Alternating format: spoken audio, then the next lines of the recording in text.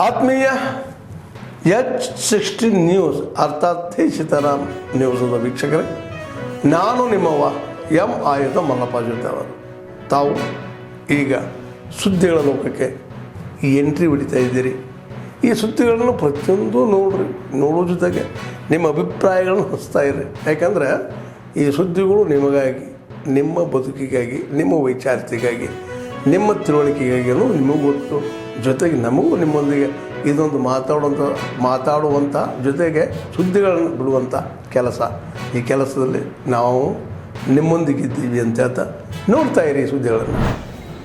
ಮನೆಗಳನ್ನು ಕೊಡೋ ಸಂದರ್ಭದಲ್ಲಿ ಲಂಚ ಕೊಡದೆ, ದುಡ್ಡು ಕೊಡದೆ ಏನು ಕೆಲಸ ಆಗೋದಿಲ್ಲ ಅನ್ನುವಂಥ ಗುರುತರವಾದಂಥ ಆರೋಪವನ್ನು ಮಾಡಿದ್ದಾರೆ. ಮತ್ತು ಮುಖ್ಯಮಂತ್ರಿಗಳು ಕರೆದ್ರೆ ಅವ್ರ ಮುಂದೆಯೂ ಸಹ ನನಗೆ ವಾಸ್ತವಿಕ ಸ್ಥಿತಿಯನ್ನು ತಿಳಿಸಿದೆ ಹೇಳಿದ್ದಾರೆ. ಅಂದರೆ ಮುಖ್ಯಮಂತ್ರಿಗಳೇ ಇವತ್ತು B.R. ಪಾಟೀಲ್ ಕರೆದು ಅವ್ರ ಬಾಯಿ ಮುಚ್ಚುವಂಥ ಪ್ರಯತ್ನ ಮಾಡ್ಬೋದು ಅನ್ನೋ ಆತಂಕ ನಮಗಿದೆ. ಅದಕ್ಕಿಂತ ಮುಖ್ಯವಾಗಿ ಮೋಹನ್ ದಾಸ್ ಪೈ ಅಂತ ಹಿರಿಯರ ಬಗ್ಗೆ ಬೇರೆ ಬೇರೆ ಸುಳ್ಳು ಕಾರಣಗಳನ್ನು ಹೇಳಿ ಅವ್ರ ಮೇಲೆ FIR ಹಾಕುವಂಥ ಧೈರ್ಯ ಇವರು ಮಾಡ್ತಾ ಇದ್ದಾರೆ ಅಂತ ಹೇಳಿದ್ರೆ, ಅಂದರೆ ರಾಜ್ಯದ ಯಾವುದೇ ಹಿರಿಯ ಮುಖಂಡರುಗಳು, ರಾಜಕೀಯದಿಂದ ದೂರ ಇರುವಂಥವರು ಸಹ ಈ ಸರ್ಕಾರದ ವಿರುದ್ಧ ಮಾತನಾಡೋಕ್ಕಾಗಲ್ಲ ಅನ್ನುವಂಥ ಒಂದು ಭಯ ಹುಟ್ಟಿಸುವಂಥ ಒಂದು ರೀತಿ ತುರ್ತು ಪರಿಸ್ಥಿತಿ ಸಂದರ್ಭದಲ್ಲಿ ಯಾವ ರೀತಿ ವಾತಾವರಣ ಇತ್ತು ಆ ಸ್ಥಿತಿಯನ್ನು ತರುವಂಥ ಪ್ರಯತ್ನ ಈ ಸರ್ಕಾರ ಮಾಡ್ತಾ ಇದೆ, ಈ ಮುಖ್ಯಮಂತ್ರಿಗಳು ಮಾಡ್ತಾ ಇದ್ದಾರೆ. ಅದಕ್ಕೆ ಶಿವಕುಮಾರ್ ಅವರು ಹೆಜ್ಜೆಗೆ ಬೆಂಬಲವನ್ನು ಕೊಡ್ತಾ ಇದ್ದಾರೆ. ಇದನ್ನು ಖಂಡಿಸ್ತೇನೆ. ಮತ್ತು ಇದೆಲ್ಲ ಸಂಗತಿಗಳನ್ನು ರಾಜ್ಯದ ಉದ್ದಗಲಕ್ಕೆ ನಮ್ಮ ಕಾರ್ಯಕರ್ತರು ತಿಳಿಸಿ ಯಾವ ರೀತಿ ಹೋರಾಟವನ್ನು ಮುಂದೆ ಬರೋ ದಿವಸಗಳಲ್ಲಿ ಮಾಡಬೇಕು ಅನ್ನೋದ್ರ ಬಗ್ಗೆ ಸಹ ಯೋಚನೆಯನ್ನು ಮಾಡ್ತಾ ಇದ್ದಾರೆ. ಎಲ್ಲ ಸಂಗತಿಗಳ ಬಗ್ಗೆ ಸಾಕಷ್ಟು ಚರ್ಚೆ ಆಗಿದೆ. ಕಾರ್ಯಕ್ರಮವನ್ನು ರೂಪಿಸ್ತಾರೆ. ಸರ್, ರಾಜು ಕಾಗೆ ಅವರು ಕೂಡ ಕಾಂಗ್ರೆಸ್ ಶಾಸಕ ಸರ್ ರಾಜ್ಯ ಪ್ರವಾಸ ಮಾಡ್ತೀನಿ ಅಂತ ಹೇಳಿದ್ರು. ರಾಜ್ಯ ಪ್ರವಾಸ ಈಗಾಗಲೇ ನಾನು ಪ್ರತಿನಿತ್ಯ BJP ಕಚೇರಿಗೆ ಬರ್ತೀನಿ ಅಂತ ಹೇಳಿದ್ದೇನೆ.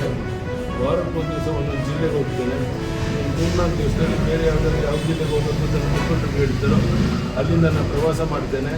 ಪ್ರತಿ ವಾರ ಒಂದು ಜಿಲ್ಲೆಗೆ ಹೋಗಿ ಎಲ್ಲ ಸರ್ಕಾರದ ವೈಫಲ್ಯತೆಗಳ ಬಗ್ಗೆ, ಭ್ರಷ್ಟಾಚಾರದ ಹಗರಣಗಳ ಬಗ್ಗೆ ಇನ್ನೇನು ಮಾಹಿತಿಗಳಿದೆ ಎಲ್ಲ ಸಂಗತಿಗಳನ್ನು ನಾನು ಸಾರ್ವಜನಿಕ ಸಭೆ ಮಾಡೋದ್ರ ಪ್ರಾರಂಭದಲ್ಲಿ ಕಾರ್ಯಕರ್ತರ ಸಭೆ ಮಾಡಿ ಕಾರ್ಯಕರ್ತರಿಗೆ ಮನವರಿಕೆಯನ್ನು ಮಾಡಿ ಅವರು ಹೋರಾಟದಲ್ಲಿ ಪಾಲ್ಗೊಳ್ಳೋದಕ್ಕೆ ಅವ್ರನ್ನ ಜಾಗೃತಿಗೊಳಿಸುವಂಥ ಪ್ರಯತ್ನವನ್ನು ಮಾಡೋದಿದೆ. ಸರ್, ಕಾಂಗ್ರೆಸ್ ಶಾಸಕ ರಾಜು ಕಾಗೆ ಕೂಡ ಇವತ್ತು ಈ ಸರ್ಕಾರದಲ್ಲಿ ಹಣ ಕೊಡದೆ ಯಾವುದೂ ಕೂಡ ಸೈನ್ ಆಗ್ತಿಲ್ಲ ಅನ್ನೋ ರಾಜು ಕಾಗೆ ಅಂತಲ್ಲ, ಅಂಥವ್ರು 10 ಜನ ಇದ್ದಾರೆ. ಒಬ್ಬೊಬ್ಬರೇ ಬಾಯಿ ಬಿಡ್ತಾರೆ, ನೀವೇ ಕಾದು ನೋಡ್ತೀವಿ. ಯಾವ ರೀತಿ ಹೋರಾಟವನ್ನು ಮುಂದೆ ಬರೋ ದಿವಸಗಳಲ್ಲಿ ಮಾಡಬೇಕು ಅನ್ನೋದ್ರ ಬಗ್ಗೆ ಸಹ ಯೋಚನೆಯನ್ನು ಮಾಡ್ತಾ ಇದ್ದೇವೆ. ಎಲ್ಲ ಸಂಗತಿಗಳ ಬಗ್ಗೆ ಸಾಕಷ್ಟು ಚರ್ಚೆ ಆಗಿದೆ. ಕಾರ್ಯಕ್ರಮವನ್ನು ರೂಪಿಸ್ತೇವೆ. ಸರ್, ರಾಜು ಕಾಗೆ ಅವರು ಕೂಡ ಕಾಂಗ್ರೆಸ್ ಶಾಸಕ ಸರ್ ರಾಜ್ಯ ಪ್ರವಾಸ ಮಾಡ್ತೀನಿ ಅಂತ ಹೇಳಿದ್ರು. ರಾಜ್ಯ ಪ್ರವಾಸ ಈಗಾಗಲೇ ನಾನು ಪ್ರತಿನಿತ್ಯ BJP ಕಚೇರಿಗೆ ಬರ್ತೀನಿ ಅಂತ ಹೇಳಿದ್ದೇನೆ. ವಾರಕ್ಕೊಂದು ದಿವಸ ಒಂದೊಂದು ಜಿಲ್ಲೆಗೆ ಹೋಗ್ತೇನೆ. 3-4 ದಿವಸದಲ್ಲಿ ಬೇರೆ ಯಾವ ಜಿಲ್ಲೆಗೆ ಹೋಗಬೇಕು ಅಂತ ನನ್ನ ಮುಖಂಡರು ಹೇಳಿದ್ದಾರೋ ಅಲ್ಲಿಂದ ನಾನು ಪ್ರವಾಸ ಮಾಡ್ತೇನೆ. ಪ್ರತಿ ವಾರ ಒಂದು ಜಿಲ್ಲೆಗೆ ಹೋಗಿ ಎಲ್ಲ ಸರ್ಕಾರದ ವೈಫಲ್ಯತೆಗಳ ಬಗ್ಗೆ, ಭ್ರಷ್ಟಾಚಾರದ ಹಗರಣಗಳ ಬಗ್ಗೆ ಇನ್ನೇನು ಮಾಹಿತಿಗಳಿದೆ ಎಲ್ಲ ಸಂಗತಿಗಳನ್ನು ನಾನು ಸಾರ್ವಜನಿಕ ಸಭೆ ಮಾಡೋದ್ರ ಪ್ರಾರಂಭದಲ್ಲಿ ಕಾರ್ಯಕರ್ತರ ಸಭೆ ಮಾಡಿ ಕಾರ್ಯಕರ್ತರಿಗೆ ಮನವರಿಕೆಯನ್ನು ಮಾಡಿ ಅವರು ಹೋರಾಟದಲ್ಲಿ ಪಾಲ್ಗೊಳ್ಳೋದಕ್ಕೆ ಅವ್ರನ್ನ ಜಾಗೃತಿಗೊಳಿಸುವಂಥ ಪ್ರಯತ್ನವನ್ನು ಮಾಡೋದಿದೆ. ಸರ್, ಕಾಂಗ್ರೆಸ್ ಶಾಸಕ ರಾಜು ಕಾಗೆ ಕೂಡ ಇವತ್ತು ಈ ಸರ್ಕಾರದಲ್ಲಿ ಹಣ ಕೊಡದೆ ಯಾವುದೂ ಕೂಡ ಸೈನ್ ಆಗ್ತಿಲ್ಲ ಅನ್ನೋ ರಾಜು ಕಾಗೆ ಅಂತಲ್ಲ, ಅಂಥವ್ರು 10 ಜನ ಇದ್ದಾರೆ. ಒಬ್ಬೊಬ್ಬರೇ ಬಾಯಿ ಬಿಡ್ತಾರೆ, ನೀವೇ ಕಾದು ನೋಡ್ತೀವಿ. ಇವತ್ತು ಬೆಳಗ್ಗೆಯಿಂದ ಒಂದು ಸುದ್ದಿ ಹರಡ್ತಾ ಇದೆ. ಏನು ಸುದ್ದಿ ಹರಡ್ತಾ ಇದೆ ಅಂದರೆ, ಎಲ್ಲ ಜಾಗದಲ್ಲೂ ಹೋಗಿ ಈ ವರ್ತೂರು ಪ್ರಕಾಶ್, ಪರ್ಟಿಕ್ಯುಲರ್ ಆಗಿ ವರ್ತೂರು ಪ್ರಕಾಶ್ ಅವರು ಎಲ್ಲ ಜಾಗಕ್ಕೂ ಹೋಗಿ ಅವರಿಗೆಲ್ಲ ದುಡ್ಡು ಅಂಶವನ್ನು ಕೊಟ್ಟು ಡೆಲಿಗೇಟ್ ಫಾರಮ್ ತೊಗೊಳ್ತಾ ಇದ್ದಾರೆ. ಡೆಲಿಗೇಟ್ ಫಾರಮ್ ಒಂದು ವೋಟರ್ ಹತ್ರ ತೊಗೊಂಡ್ರೆ ಅವ್ರೇನು ಕಳ್ಳರ ಇಲ್ಲ, ಅವ್ರೇನು ಟೆರರಿಸ್ಟ್ಗಿಲ್ಲ. ಅವ್ರ ಮನೆಗಳಿಗೆ ಹೋಗಿ ಅವ್ರನ್ನ ಬೆದರಿಸಿ ಅವ್ರ ಹತ್ರ ಡೆಲಿಗೇಟ್ ಫಾರಮ್ಸನ್ನು ಕಿತ್ಕೊಂಡು ಹೋಗ್ತಾ ಇದ್ದಾರೆ. 13 ಜನ ಒಂದು ಮಿಲ್ಕ್ ಸೊಸೈಟಿಯಲ್ಲಿ 13 ಜನ ಡೈರೆಕ್ಟರ್ಸು ಆಯ್ಕೆ ಮಾಡಿರುವಂಥ ಒಂದು ಶುದ್ಧವಾದ ಒಂದು ಮನುಷ್ಯ. 13 ಜನ ಆಯ್ಕೆ ಮಾಡೋದೇನಕ್ಕಂದರೆ, ಈ ಮನುಷ್ಯ ಶುದ್ಧವಾಗಿದ್ದಾನೆ, ಈ ಮನುಷ್ಯ ಒಳ್ಳೆ ಮನುಷ್ಯ, ಈ ಮನುಷ್ಯದಿಂದ ನಮ್ಮ ಡೈರಿಗೆ ಉಪಯೋಗ ಆಗುತ್ತೆ ಅಂತ ಅದಕ್ಕೆ ಒಂದು ಡೆಲಿಗೇಟ್ ಕೊಟ್ಟಿರ್ತಾರೆ. ಡೆಲಿಗೇಟ್ ಅಂದರೆ ವೋಟ್ ಕೊಟ್ಟಿರ್ತಾರೆ. ಅದನ್ನು ಹೋಗಿ ಊರೂರಿಗೂ ಹೋಗಿ ಡೆಲಿಗೇಟ್ ತೊಗೊಳ್ತಾ ಇರುವಂಥ ವರ್ತೂರು ಪ್ರಕಾಶು, ಹಾಗೆ ಇನ್ನು ಇತರರು ಆಮೇಲೆ ಮುಳಬಾಗ್ಲಲ್ಲಿ ಹಂಗೆ ಆಗಿದೆ, ಕೋಲಾರಲ್ಲೂ ಹಾಗೆ ಆಗಿದೆ, ಆಮೇಲೆ ನಮ್ಮ ಶ್ರೀನಿವಾಸಪುರದಲ್ಲೂ ಆಗಿದೆ, ನಮ್ಮ ಕೋಲಾರ ರೂರಲ್ ಭಾಗದಲ್ಲೂ ಎಲ್ಲ ಜಾಗದಲ್ಲಿ ಈ ರೀತಿಯಲ್ಲಿ ನಡೀತಾ ಇದೆ. ಮತಬಾಂಧವರಂದರೆ ಗೌರವವಾಗಿ ಇರುವಂಥವ್ರು. ಮತಬಾಂಧವರಂದರೆ ಈ ಡೆಲಿಗೇಟ್ಸ್ ಅಂದರೆ ರೈತರಿಗೆ ಸಂಬಂಧಪಟ್ಟಿದ್ದವರು, ರೈತರನ್ನು ಕಾಪಾಡುವಂಥವ್ರು, ರೈತರಿಗೆ ಉಪಯೋಗವಾಗುವಂಥ ಕೆಲಸ ಮಾಡುವಂಥವ್ರು. ಇವತ್ತೇನಾದರೂ ನಮ್ಮ ಭಾರತ ದೇಶದಲ್ಲಿ, ಅದರಲ್ಲಿ ಸ್ಪೆಷಲಾಗಿ ನಮ್ಮ ಕರ್ನಾಟಕದಲ್ಲಿ ರೈತರಿಗೆ ಏನಾದರೂ ಅಷ್ಟು ಎಷ್ಟು ಒಳ್ಳೆಯದಾಗ್ತಾ ಇದೆ ಅಂದರೆ ಈ ಮಿಲ್ಕ್ ಫೆಡರೇಷನಿಂದ, ಅಂದರೆ ನಮ್ಮ ಹಾಲಿನ ಡೈರಿಯಿಂದ ರೈತರಿಗೇನು ಅಷ್ಟು ಎಷ್ಟು. ಟೊಮೊಟೊ ಲಾಸು, ಬೀನ್ಸ್ ಲಾಸು, ಬದನೆಕಾಯಿ ಲಾಸು, ಆಲೂಗಡ್ಡೆ ಲಾಸು, ಮಾವಿನಕಾಯ್ದಂತೂ ಹೇಳಂಗೆ ಇಲ್ಲ. ಮಾವಿನ ಹಣ್ಣದು ಗೊತ್ತಲ್ಲ ಇವತ್ತು. ಇವಾಗ ಎಕ್ಸಾಂಪಲ್ಗೆ ನನ್ನ ತೋಟದಲ್ಲೇ ಮಾವಿನ ಹಣ್ಣು ಕಿತ್ಕೊಂಡೋಗಿಲ್ಲ, ಹಂಗೆ ಇದೆ, ನೀವೇ ನೋಡ್ಕೊಳ್ಬೇಕಾಗುತ್ತೆ. ಇದೆಲ್ಲ ರೈತರಿಗೆ ಅನ್ಯಾಯ ಆಗ್ತಾ ಇದೆ. ರೈತರಿಗೆ ಏನಾದರೂ ನ್ಯಾಯ ಸಿಗ್ತಾ ಇದೆ ಅಂತ ಹೇಳಿದ್ರೆ ಅದು ಒಂದೇ ಒಂದು ಜಾಗದಲ್ಲಿ ಮಿಲ್ಕ್ ಯೂನಿಯನ್ನು ವಿಲೇಜ್ಗಳಲ್ಲಿರ್ತಕ್ಕಂಥ ಡೈರೀಸಲ್ಲಿ ರೈತರಿಗೆ ಏನಾದರೂ ಸ್ವಲ್ಪ ಸಹಾಯ ಆಗ್ತಾ ಇದೆ. ಬೇರೆ ಜಾಗದಲ್ಲಿ ಅನ್ಯಾಯ ಆಗ್ತಾ ಇದೆ, ಎಲ್ಲ ರೈತರುಗಳು ತೊಂದರೆ ಆಗ್ತಾ ಇದೆ. ಅದರಿಂದ ರೈತ ಬಾಂಧವರನ್ನ ಎಲ್ಲ ಮನವಿ ಮಾಡ್ತೀನಿ, ಈ ಡೆಲಿಗೇಟ್ಸ್ ಯಾರ್ಯಾರು ತೊಗೊಂಡೋಗ್ತಾ ಇದ್ದಾರೋ ಯಾವ ರೈತರು ಭಯ ಪಡೋ ಅವಶ್ಯಕತೆ ಇಲ್ಲ.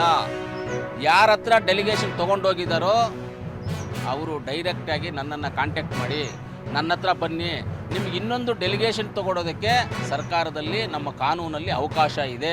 ನೀವು ಪೊಲೀಸ್ ಸ್ಟೇಷನ್ಗೆ ಹೋಗಬೇಕಾಗಿಲ್ಲ, ನೀವೆಲ್ಲೂ ಕಂಪ್ಲೇಂಟ್ ಕೊಡಬೇಕಾಗಿಲ್ಲ, ಯಾರಿಗೂ ಹೇಳಬೇಕಾಗಿಲ್ಲ.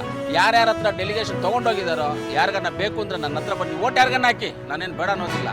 ನಿಮಗೆ ಡೆಲಿಗೇಷನ್ ಬೇಕಂದರೆ ನನ್ನ ಹತ್ರ ಬನ್ನಿ, 10 ನಿಮಿಷದಲ್ಲಿ ನಿಮಗೆ ಡೆಲಿಗೇಷನ್ ಫಾರಮನ್ನು ಇನ್ನೊಂದನ್ನು ನಾನು KMF ನಿಮ್ಗೆ ಇಸ್ಕೊಡೋಕ್ಕೆ ಸಿದ್ಧವಾಗಿದ್ದೀನಿ.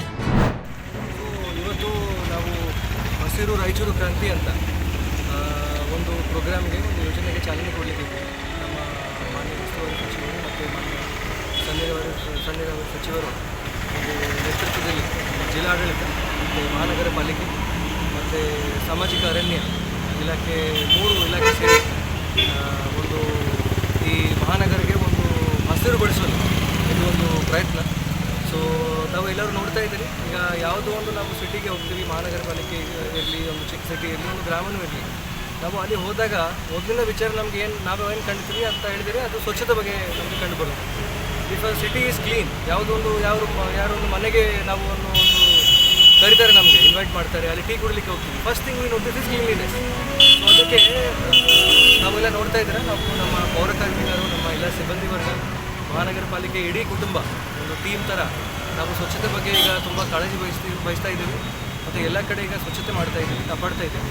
ನಾವು ನೋಡಿರ್ಬೋದು, ನಾವು ಎಲ್ಲ ಕೆರೆ ಮತ್ತು ಜಲಮೂಲಗಳು, ಕಂದಕ, ರಾಜಕಾಲುವೆ ಎಲ್ಲ ಕ್ಲೀನಿಂಗ್ ಮಾಡಿ 1000 ಗಟ್ಟಲೆ ಟನ್ ನಮಗೆ ಪ್ಲಾಸ್ಟಿಕ್ ರಿಕವರ್ ಆಗ್ತಾಯಿದೆ. ಅದು ಒಂದು ಭಾಳ ದೌರ್ಭಾಗ್ಯಜನಕ ಮತ್ತು ದುಃಖದ ವಿಷಯ. ಯಾಕೆಂದರೆ ಎಷ್ಟೊಂದು ಪ್ಲಾಸ್ಟಿಕ್ ನಾವು ವಾಟರ್ ಬಾಡಿಗಳಲ್ಲಿ, ಜಲಮೂಲಗಳಲ್ಲಿ, ಜಲಾಶಯಗಳಲ್ಲಿ ಹಾಕಿದರೆ ಅದು ಮೈಕ್ರೋ ಪ್ಲಾಸ್ಟಿಕ್ ಅಂತ ಕನ್ವರ್ಟ್ ಆಗಿ ನಮ್ಮ ಗ್ರೌಂಡ್ ವಾಟರ್ಗೆ ಹೋಗುತ್ತೆ, ಅಂತರ್ಜಲಕ್ಕೆ ಸೇರುತ್ತೆ, ನಾವು ಕುಡಿದಾಗ ಕೂಡ ಬಾಡಿ ಒಳಗಡೆ ಹೋಗುತ್ತೆ. It calls lot of diseases, ರೋಗದ ಕಾರಣ ಆಗ್ತದೆ. ಅದಕ್ಕೆ ಈಗ ನಮ್ಮ ಮಹಾನಗರ ಪಾಲಿಕೆಗೆ ಸುಂದರಗೊಳಿಸುವ, ನಾವು ಹಸಿರುಗೊಳಿಸುವ ಮತ್ತು ಸ್ವಚ್ಛಗೊಳಿಸುವ. ಸೊ ಈ ಹಸಿರು ಕ್ರಾಂತಿ ಕೂಡ ಅದರದ್ದು ಒಂದು ಪಾರ್ಟು. ತಾವೆಲ್ಲ ತಮಗೆ ತಿಳಿದಿರ್ತದೆ, ಈಗ ನಮಗೆ ಇಡೀ ಪ್ರಪಂಚದಲ್ಲಿ ಒಂದು ತಾಪಮಾನ ಜಾಸ್ತಿ ಆಗ್ತಾ ಇದೆ, ಹವಾಮಾನ ಬದಲಾವಣೆ ಆಗ್ತಾ ಇದೆ. ಅದು ದೊಡ್ಡ ಸವಾಲು, ದೊಡ್ಡ ಸಮಸ್ಯೆ. ನಮ್ಮ ರಾಯಚೂರು ಸಿಟಿಯಲ್ಲಿ ಕೂಡ ಹಾಗೆ ಭಾಳಷ್ಟು ಧೂಳಿನ ಸಮಸ್ಯೆ ಇದೆ, ಡಸ್ಟ್ ಪ್ರಾಬ್ಲಮ್ ಇದೆ, ಅಂತರ್ಜಲ ಮಟ್ಟ ಕಡಿಮೆ ಆಗ್ತಾ ಇದೆ. ಸೊ ಅದು ಎಲ್ಲದಕ್ಕೆ ಒಂದು ಪರಿಹಾರ ಏನು ಹೇಳ್ತಾ ಹೇಳಿದರೆ ನಾವೇ ಹಸಿರುಕರಣ ಮಾಡಬೇಕು. ಅದಕ್ಕೆ ಇವತ್ತು ಅದೊಂದು ಪ್ರೋಗ್ರಾಮ್ ಚಾಲನೆ ಕೊಡ್ತಾ ಇದ್ದೀವಿ. ಒಂದು 31 ಕಿಲೋಮೀಟರ್ ನಾವು ಮುಖ್ಯ ರಸ್ತೆಗಳಿಗೆ ಗುರುತು ಮಾಡಿದ್ದೀವಿ, ಸರ್ವೆ ಮಾಡಿಕೊಂಡು. ಸೊ ಮುಂದಿನ 1-2 ತಿಂಗಳ ಒಳಗಡೆ 31 ಕಿಲೋಮೀಟರ್ಸ್ ನಾವು ಎಲ್ಲ ಗಿಡ ಇಟ್ಟು, ಮರ ಇಟ್ಟು, ದೊಡ್ಡ ಮರ ಇಟ್ಕೊಂಡು ಅದನ್ನು ಹಸಿರುಗೊಳಿಸ್ತೀವಿ. ಸೊ ಇವತ್ತು ಚಾಲನೆ ಕೊಡ್ತೀವಿ, ಅದಕ್ಕೆ ಪ್ರಿಪರೇಷನ್. ಆದ್ಮೇಲೆ ಎಲ್ಲ ಸುದ್ದಿಗಳನ್ನು ನೋಡಿದ್ರಲ್ಲ, ಏನು ಅನಿಸ್ತು ನಿಮಗೆ?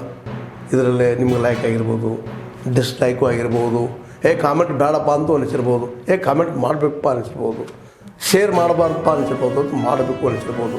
ಏನಾದರೂ ಆಗಲಿ ಶೇರ್ ಮಾಡ್ತಾಯಿರಿ, ಈ ನ್ಯೂಸ್ಗಳನ್ನ ಹಂಚ್ತಾ ಇರಿ, ಜೊತೆಗೆ ಇದಕ್ಕೆ ಸಬ್ಸ್ಕ್ರೈಬ್ ಆಗ್ತಾಯಿರಿ ಅಂತ ಹೇಳ್ತಾ H16 ನ್ಯೂಸ್ ಅರ್ಥಾತ್ ಹೇ ಸೀತಾರಾಮ್, ಇದು ಸತ್ಯದ ಕೈಗೆ ನಡಿ. ವಂದನೆಗಳು.